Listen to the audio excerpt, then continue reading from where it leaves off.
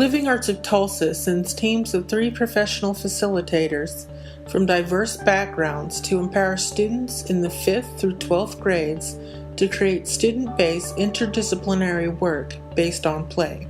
This program develops creative thinking skills, helping students create individualized artworks and simply expanding self-confidence as creative individuals. There is a minimum of 2 class periods per day required over a 3-day residency. Each day, students do research with non-traditional supplies, present what they explored, and build on their discoveries with group work. Video is used to analyze their work, and facilitators lead discussions that increase perception skills. At the end of the residency, the teacher and the students are asked to fill out an evaluation, and after receiving the evaluation, the teacher is given a DVD showing historic and contemporary interdisciplinary artists, which is accompanied by a script that he or she may use to reinforce the class's recent explorations. I'm Karen Dotson at Skelly Elementary in Tulsa. The students come in and they don't really know what to expect. They're used to having to listen and find out exactly what they're doing, and they make a product. So they're really surprised when the artists come in and give them freedom to do what they want to with the materials, and they don't give them a whole lot of guidelines of what to do, and it freaks out my perfectionists quite a bit. But they encourage them to explore the materials, and it takes a while for it to sink in that they are not responsible to come up with a final product that represents something, but that they're to be exploring. But the kids quickly catch on based on the feedback from the artists, and they gradually get more and more comfortable with that.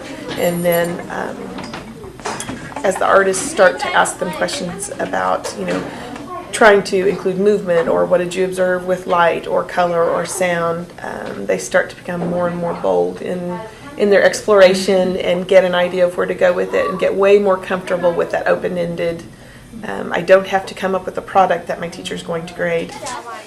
Okay. They bring boxes and boxes of fans and lights and papers and transparent films and tape, lots and lots of tape.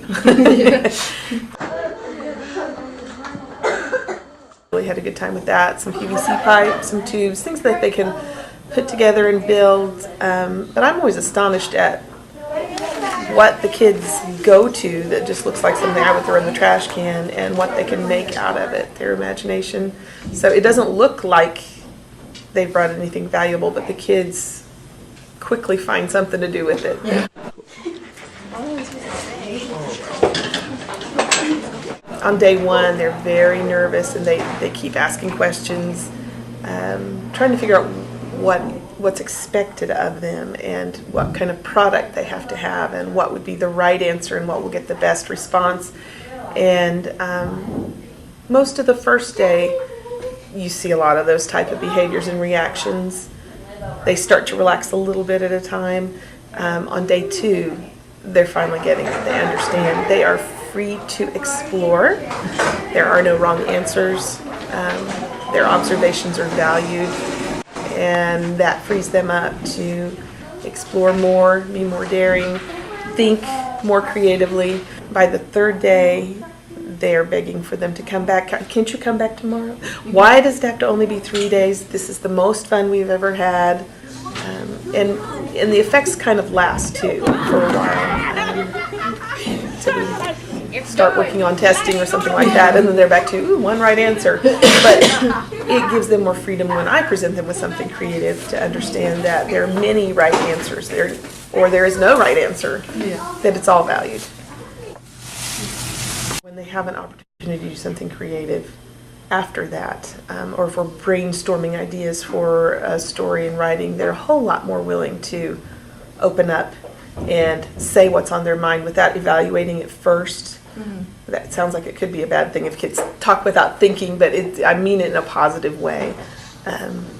Kids in the 5th grade, they're getting to the point where they're a little bit more self-conscious. What does this person think of me? What does that person think of me?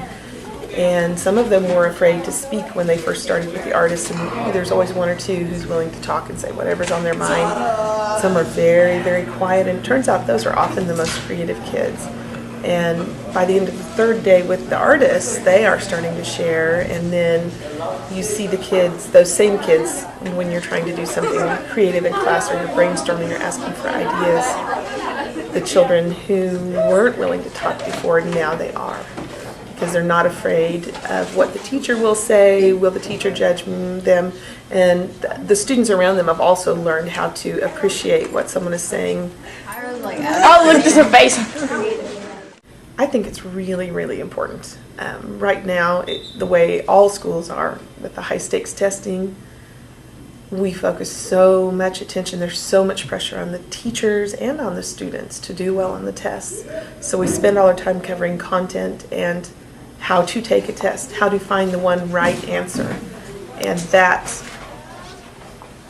paralyzes the kids, that makes them less able to be creative and less able to think freely and less able to realize there is more than one right answer.